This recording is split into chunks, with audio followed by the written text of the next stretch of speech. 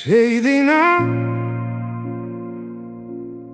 শৰতৰ গধূলি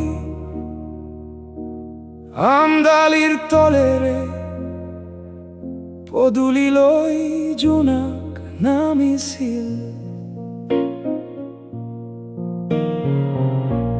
আহিনৰ মুকুতা যেন আইৰ চকুৰ পানীয়ে পিতাইৰ বুকুলৈ সাগৰ নমাইছিল। মাহালদিৰ গোন্ধত হৃদয়ৰ হৃদয়ত বিশ্বাসৰ বীজ সিঁচিছিল। ঘন কলা চুলিৰ মাজত এন্ধাৰ গলি আইৰ কপালত পিতাইৰ সপোন ৰাঙলী হৈছিল। মোৰ প্ৰথম কান্দনত আয়ে পূৰ্ণতা পাইছিল।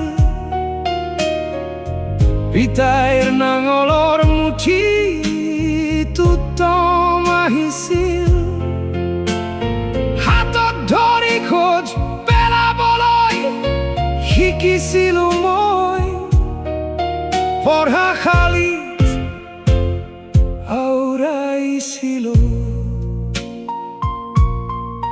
ভাল পাওঁ মাক মোৰ অতি মৰমৰ। লাহে লাহে বুজিব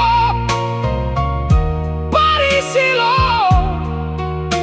পিতাইৰ হাতৰ তলুৱা ইমান খহটা কিয়।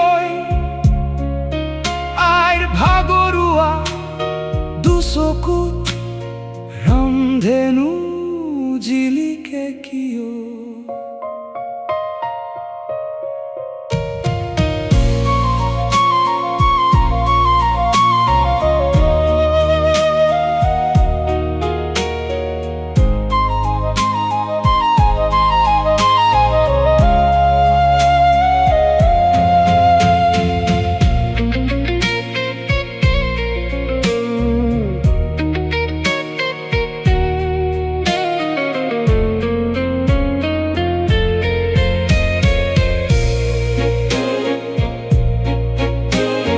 বিশ্বাসত বিশ্বাসেৰে গঢ়া ঘৰখনৰ পদূলিত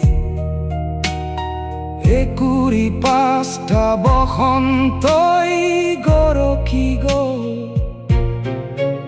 আইৰ সেউজীয়া চলাত পিতাইৰ পদূলি সেউজ হৈ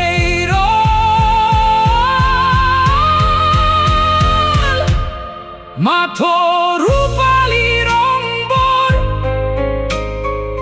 চুলিত ছিটিয়াই গ'ল।